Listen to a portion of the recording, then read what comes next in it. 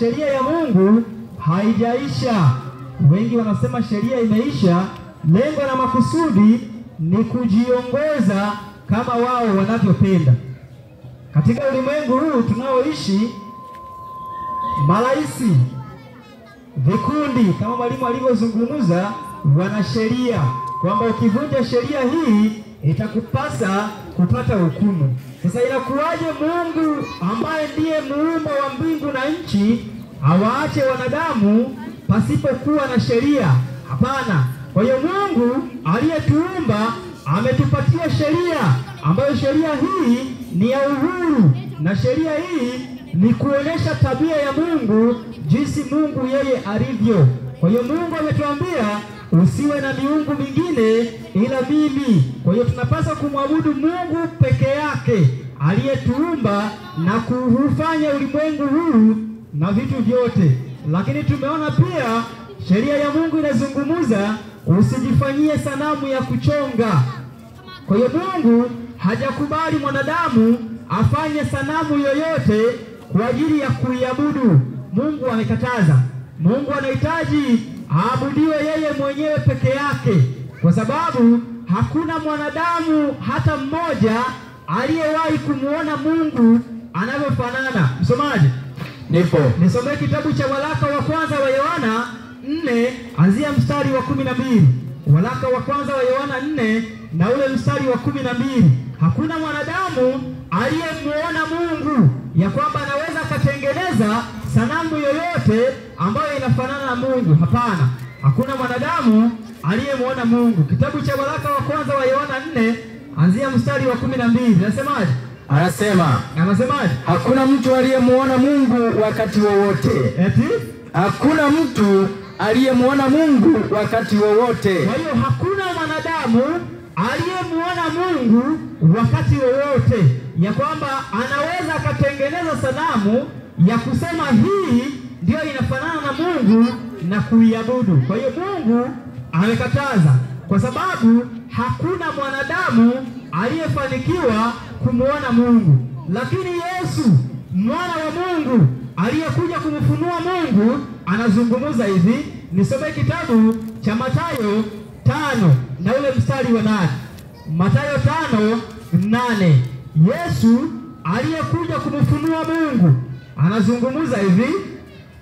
Heri wenye moyo safi, maana hao watamuona Mungu. Kwa hiyo Yesu anazungumza ya kwamba heri wenye moyo safi, maana hao ndio watakao muona Mungu. Kwa hiyo Mungu amekataza kufanya sanamu yoyote kwa ajili ya kuiabudu. Kwa hiyo Mungu anahitaji apelekewe ibada yeye mwenyewe na sio kiumbe chochote ambacho mwanadamu anaweza kakifanya kwa sababu ya kukiabudu. Leo watu wanasema kwamba unajua mimi nimeweka hili jiwe nikiliabudu, kwani naabudu sanamu? Ninamwabudu Mungu kupitia hili jiwe. Leo watu wameweka miti, wanasema kwamba kwani ninapofanya ibada kwenye huu mti, kwani mimi nauabudu mti? Mti ninautumia tu, lakini ninamwabudu Mungu. Msomaji? Nipo. Kitabu cha Waebrania 11 na ule mstari wa 6. Mungu anazungumzaje? Waebrania 11 na ule mstari wa 6. Tumempa habari. Anasema hivi. Lakini pasipo imani haiwezekani kumpendeza. Kwa nini? Kwa maana mtu amwendeaye Mungu lazima amini kwamba yeye yuko na kwamba huwapa thawabu wale wamtafutao. Kwa hiyo anasema wote wanaomwendea Mungu lazima wafanyaje? Lazima waamini kwamba yeye yuko. Sio waweke kitu cha kuangalia ya kwamba nikiabudu kupitia hiki ninakuwa nimemwona nani? Mungu. Kwa hiyo Mungu anahitaji watu wamuamini, kwa sababu hakuna mtu aliyemuona wakati wowote. Kwa hiyo anasema lazima tuamini kwamba yeye yuko, na wale wanaomtafuta anawapatia thawabu. Imani. Kwa hiyo anasema tuamini. Nisome kitabu cha Waebrania 11 anzia ule mstari wa 1. Anasema basi imani ni kuwa na hakika ya mambo yatarajiwayo. Kwa hiyo imani ni kuwa na hakika ya mambo yatarajiwayo. Au imesema ya mambo unayoyaona? Hapana. Imesemaje? Yatarajiwayo. Mambo yatarajiwayo. Kwa sababu gani? Endelea fungu. Ni bayana ya mambo yasiyoonekana. Asante. Kwa hiyo imani ni kuwa na hakika ya mambo yasiyoonekana, ni bayana ya mambo yanayofanyaje? Yasiyoonekana. Kwa hiyo ndio imani. Kwa hiyo Mungu anahitaji wanadamu wamwabudu yeye pasipo kutengeneza mfano wowote. Kwa maana hakuna mwanadamu aliyemuona Mungu wakati wowote na kusema kwamba nikiweka mfano wa kitu hiki na nikamwabudu Mungu basi ninakuwa nimemwabudu yeye. Hapana. Kwa hiyo Mungu anahitaji wanadamu wamwabudu kwa imani.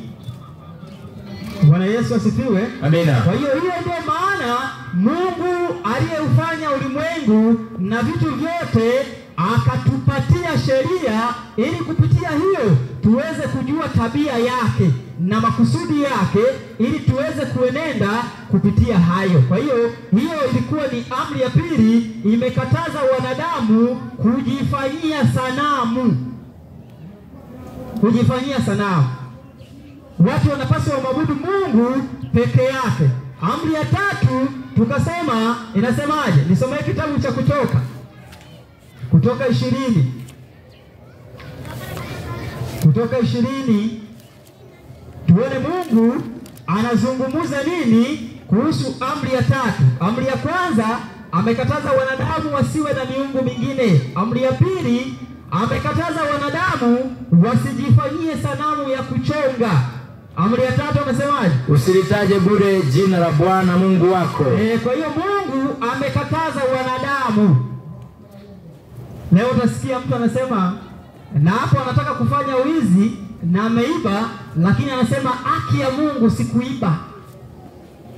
Yaani jina la Mungu limeshindwa kuogopwa na linatumiwa vibaya hata katika matendo mabaya. Kwa hiyo Mungu anahitaji jina lake litumike katika kufanya ibada na sio katika mambo mengine. Kwa hiyo kulitaja bure jina la Bwana Mungu